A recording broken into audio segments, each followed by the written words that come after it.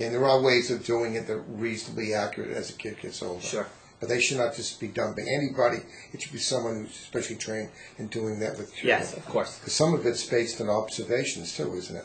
Right. I mean, some parents, will come in and say, "Oh, of course, my child hears. I can tell that they hear." But that, hearing is very specific, and there's different frequencies that some babies can hear at, and different frequencies that human language is functioning at, and therefore all those frequencies need to be tested properly. So if a kid doesn't have a social smile and doesn't speak, people are really worried about a term today, and that term is called autism. Right. Now, we don't like to put that diagnosis in a kid in a young age, but you think about it a little bit, a kid that doesn't have a social smile and doesn't speak. But we don't say the kid is, just we have concerns. Right. It's early on to make the diagnosis. However, if you start seeing that they don't have language and they don't have sociability and they're not interacting properly, it's something that you definitely want to keep in the back of your mind so that you can keep following the kid closely so that you can diagnose it as early as possible. Because the sooner you diagnose the problem, the sooner you can start treating it properly. And there's a term we use, language delay, which is not autism. Some kids just speak later. Correct. Okay, and they're perfectly okay down there. And a lot of that is hereditary and genetic. And sometimes if you look into the family, into the mother's family, the father's family, you can find that there are other learning disabilities or language disabilities as well. Now, if the kid is 2 years old, no expressive language, virtually no eye contact to mother and father, would you have a greater concern the kid could possibly have this weird, we're hearing in the news all the time, autism? Is that a possibility?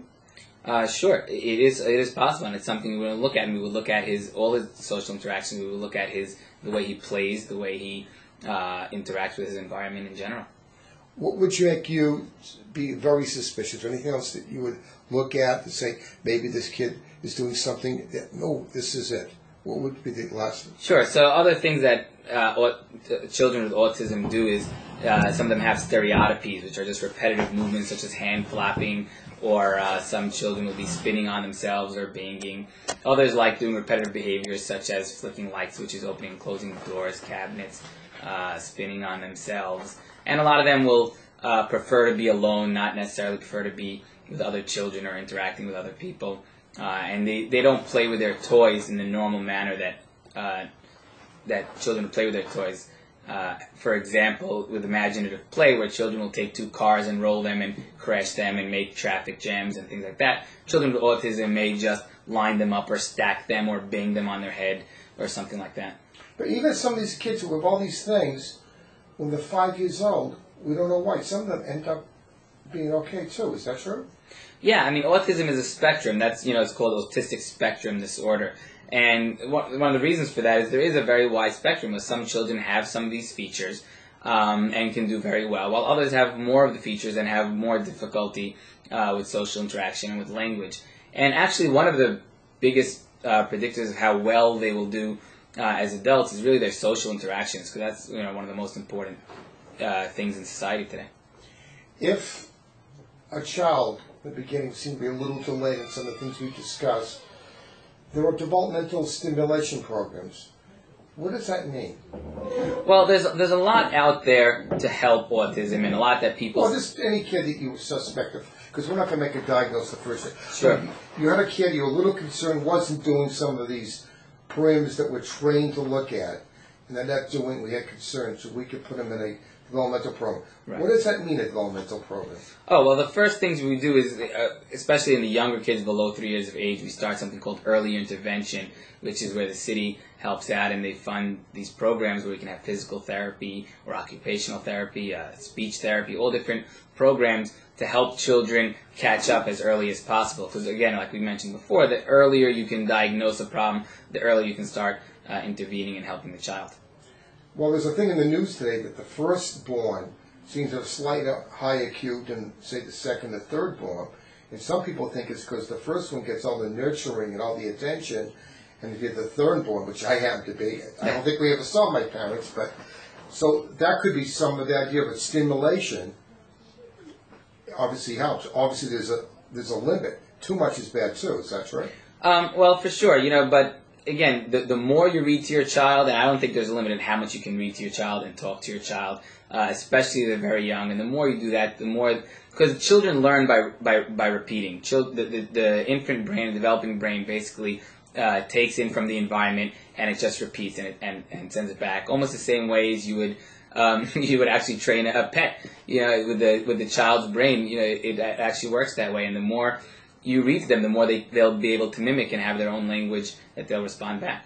Well, we learned that everybody likes to be told you're doing a good job, so positive reinforcement is the way you go, not negative. Is that sure. correct? As children start getting older, and you start needing to teach them between right and wrong and different things what to do, again, positive reinforcement works a lot better than negative reinforcement. And usually what a lot of people recommend is when they do the right thing to give positive reinforcement, do the wrong thing, even just lack of any attention, you don't even need to give any negative stimulus. By just ignoring them is sometimes enough. That'll teach them not to do that. Okay, but if we are really concerned about the kids' development, maybe autistic, there are various programs around. Some use this thing called ABA. Are you familiar with ABA? Sure. That's a form of behavior mod, right? Right, it's an applied behavior therapy. And, a lot of these programs have been shown to help. It's a little difficult to do real well studies on exactly which therapies work better than others. Some clearly seem to be working better. Some are much more popular. You have to be careful, though, because a lot of these therapies haven't been tested at all. But ABA, if done by a well-trained, say, center with very motivated workers, sure, probably could help a kid a little Yeah, bit. we've seen children do remarkably well with ABA therapy. Remembering that in today's school system with the 30, 35 kids in a class, it's a little hard to tailor education toward each child. And sometimes all a child needs is a different way of learning, a different way of looking at things. And especially with autistic children, by giving them the way that they're able to learn, they'll be able to reach their potential as best as possible. And every kid, it could be different things that work with one than another, and you have to first try. For sure. But there's some crazy therapies out there. One's called chelation. Right. And the theory behind that is heavy metals poison the kid, and if we take it out of the body, the kid will wake up and be cured. Is there any merit to chelation? Yeah, you really have to be careful doing a lot of things.